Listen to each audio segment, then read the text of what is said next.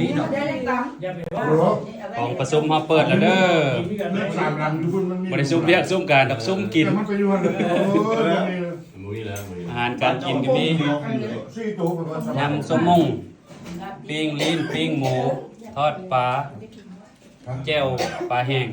ต้มม่ำลาบสบีขมๆส้มผักกาดหน้าแซมแลมนี่ก็คนกินอันนั้นก็คนกิน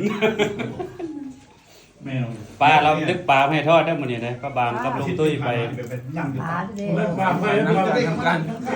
างกุ้งเป็นคนมากินปลาค่อยเป็นคนมาพักโอ้บักพากแล้วสินั่งกุฏินี่ก็นอนนั่งข้างไม่เท่าพาดไม่เท่าหนูนายก็มาห่วมอันผู้บอกเงินจักเทื่อคือปลาไส้ออกมาจนได้หมดนี่แดดก็มองปีหน้าไปตึ้งในวัดลุงเลี้ยงแซ่บบอกกินปลาทอดนะนะอย่าไปเลี้ยงไปย่างมาเฮ็ดแอวคดนี่ได้จะของมากับเมียป่ะท่านมาผู้เดียวนี่โตวิ่งปิ้งมาสิโอ้ยมันเป็นเป็ดกำนาเด่นเมื่อวานนี่พวกนี้ป่าแม่งได้ ยันไปซับมันของเยอะเลย เป็นอะไรเดี๋ยวนี้ตึกเบ็ดนี่มานขนาดคือไปจักเสือคานครัวดีใจได้มากินกับต้นเมียพวกตึกมาเนี่ยส่งโม่เจ้าอย่าว่าเมียครัวอยู่ใน Facebook ก็เห็นมีแต่เจ้าครัวกันโซเก็ตเมาซาเท่านึงเน่งบ่ได้3โซเก็ตไฟจนเมียบุยจนเนาะสิไม่ตายโอ้ยน้องเต้นเนี่ยก็เมื่อยดิน้องไอ้แซ่บลุงซูลุงเงี้ยคือเก่านะมื้อนี้เนาะ2มื้อติดกัน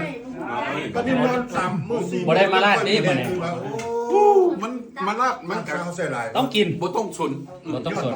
ตอนมาลาดบ่กินไม่เซาแล้วก็กินมันมันก็เอาแห้งมาแต่สู้มันเนาะเป็นมานี่มันก็เป็นสักสู้ลูกสู้เมียนี่สู้บ่ไหวสู้เรานี่สู้ไปจนตลอดพอได้ได้เอามาเด้อกินข้าวแดงนำปลาเข้าคือเก่าละปลาเข้าน้อยมีแต่พี่แต่น้องเพิ่นว่าโอ้เจ้าภาพโทรบอกค่อยว่าของกิน2อย่างเด้อป่ะเดี๋ยวเบิ่งจนตาลายของกินจักย่างมีฮอดตำมะฮุ่งมานำหลังเลยคุณน่ะต้องสอนมากับไผผู้เดียวอ่ะมาผู้เดียวตำมะฮุ่งอันพวกนี้ก็ไปไต่ตนออกเงินผู้เดียวมื้อนี้